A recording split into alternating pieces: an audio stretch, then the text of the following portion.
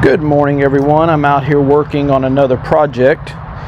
Seems like my neighbors never have a shortage of projects they want me to work on, so I'm out here working on another Briggs & Stratton. This one's on a yard machine, and my neighbor uses it to mow his grass. It's a bring you around where you can see. As you can see, it doesn't have the side discharge chute. It's just kind of tied up, and he tends to wait till his grass is really tall to mow it, so it really puts it under a bind. So as you can see, I don't know if you can notice it or not, there's a bunch of oil down here. It's leaking oil from somewhere, and we're going to do a compression test on it.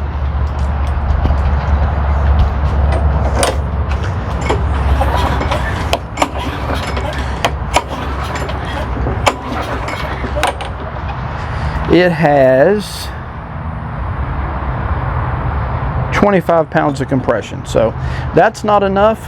I'm going to start tearing into it. I'll get some of the top housing off. I think it's either possibly a blown head gasket or a valve issue, maybe something a little bit more sinister, but I'll bring you back when I get into it. Okay, I've taken out 3 of the 5/16 bolts that hold the gas tank on, and right under here there's a 3/8 bolt, you can see, and a washer, so we can just lean the gas tank out of the way. Now we need to take out the 5/16 that holds the dipstick on, and we need to take out the 3/8 that hold the shroud on.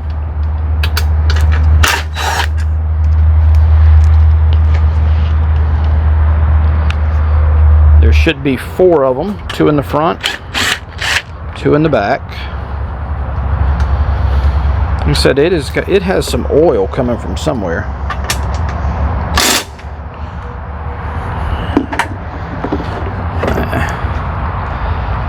Alright, I'll keep digging deeper and I'll bring you back. Okay, I've got our blower shroud off. I'm going to take out the head bolts. We're going to pull the head, see if we have a issue with the head gasket or the valves.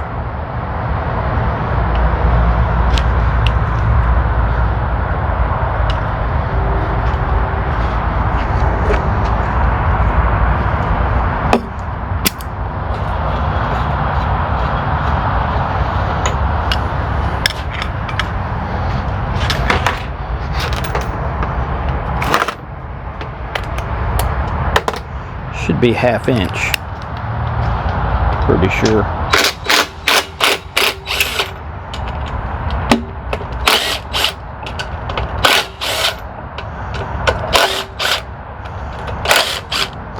It appeared loose. That's where my oil's coming from. There's oil on this bolt. So see what size they are, see if they're all the same.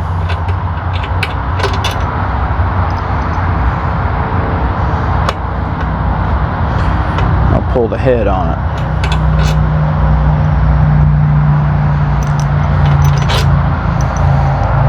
So far they're all the same. Same length.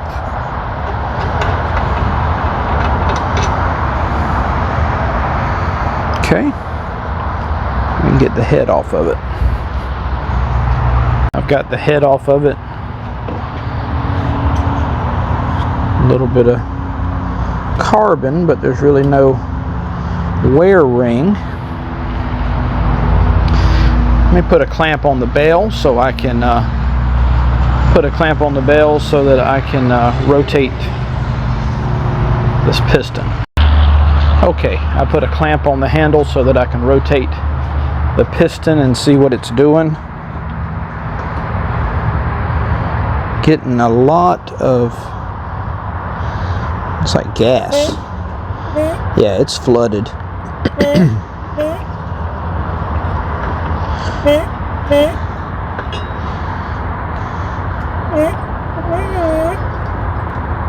Exhaust valve is not seating.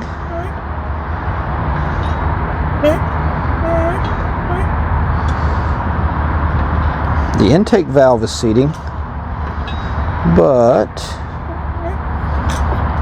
the exhaust valve is not seating. So that's probably where we're losing our compression. That should be top dead center. It's a little bit of piston rock, but not much. That would indicate whether or not your rings are wore.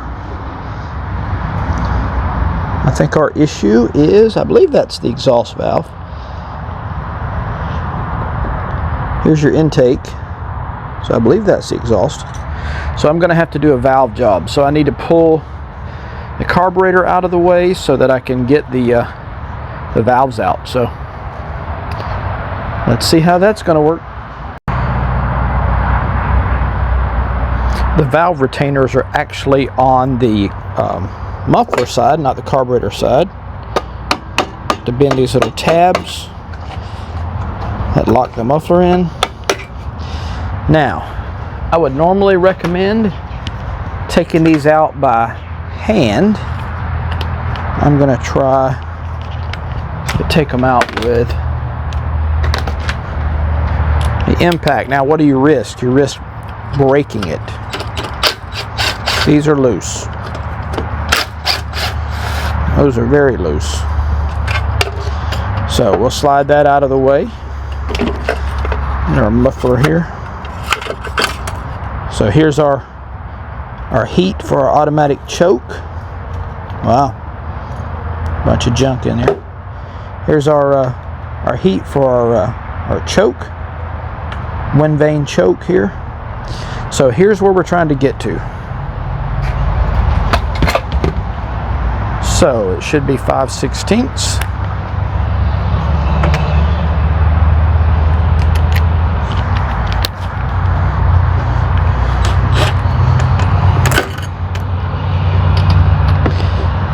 No, it's actually 3/8. I do believe. Yep. One there. One there. Take this rebreather off.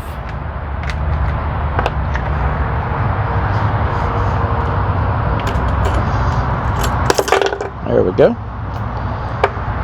It's our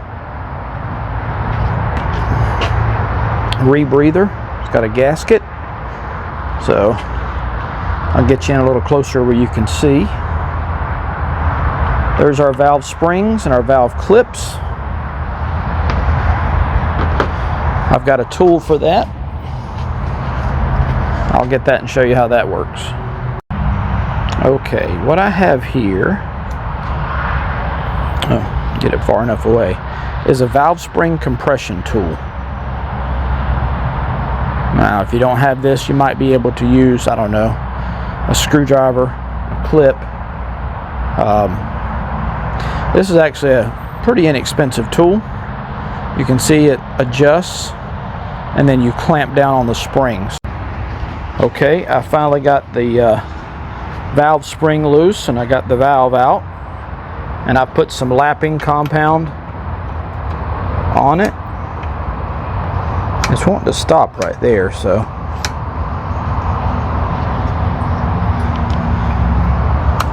it's got a little bit of a burr on it. I'm going to hit that on the grinder, but I've cleaned it off with a grinder. I've got my lapping tool here.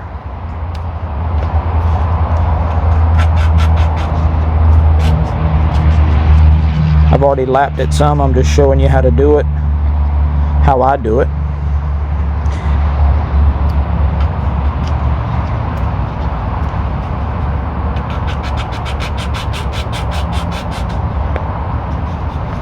Yeah, it's got a little burr hanging it up, carbon burr.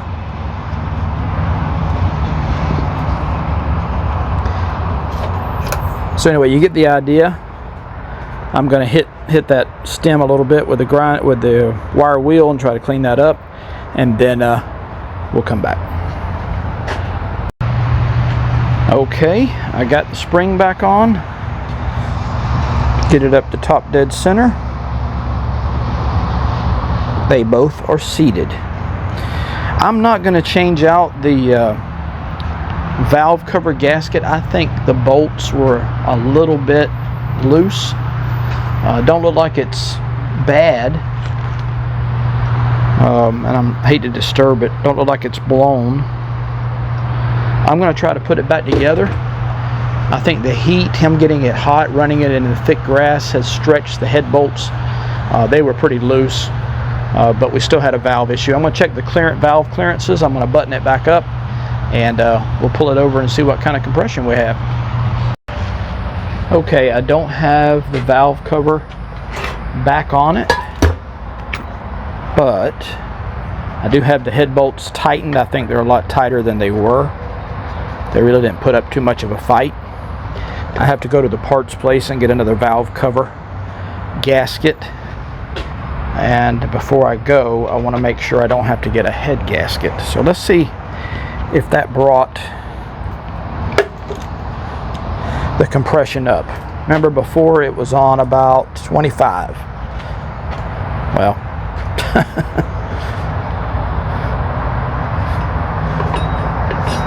I'm not going to be able to spin it fast enough without the recoil on it. Let me stick the recoil housing on it and see if I can pull it over by hand here.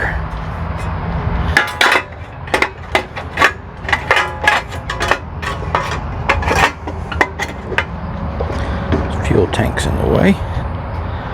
Alright. Put that down on there temporarily. Let's see if I can pull it over.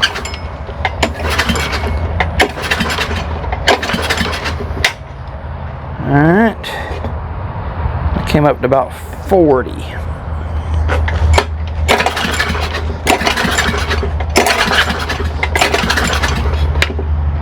Okay, yeah. Came up to about 50 just doing it that way. So we doubled the compression. And I don't know how worn. Let me pull it 3 times and see what happens. 1, 2, whoops.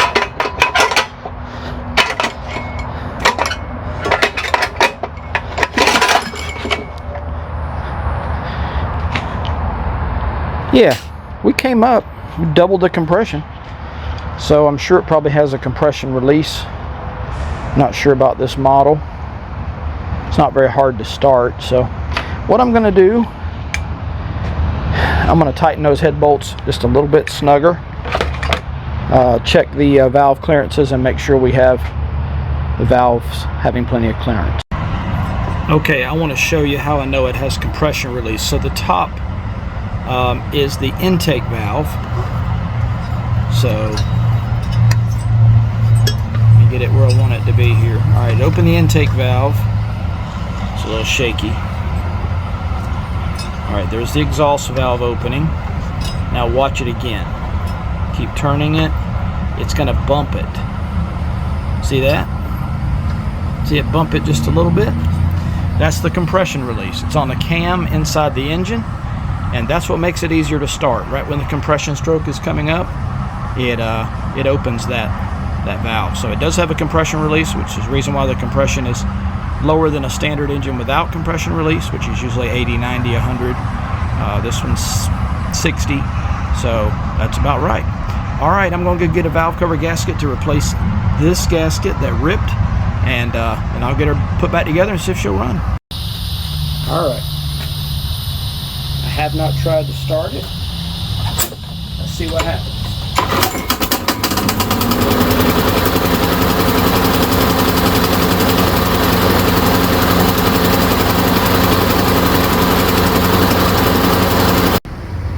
All right, here's a follow-up video. It started first pull, but it really didn't sound right, and it never started after that. Come to find out, it had a sheared flywheel key. So I've got a pack of them. I'm going to put one in it and we'll see how it runs. All right, I'm going to try to start it. After I replaced the flywheel key, it was sheared.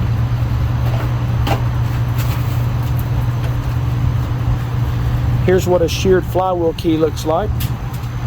It shears it in half. It was sheared. and made a big difference. So I'm going to start it. I'm going to let go of the bail, shut it off, and then pull it one time and start it up. So here we go.